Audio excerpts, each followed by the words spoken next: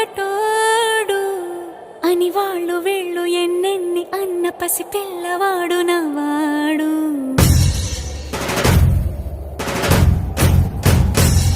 విడుముండోడు అని ఊరు వాడ అనుకున్న గాని మహారాజు నాకు నవ్వాడు.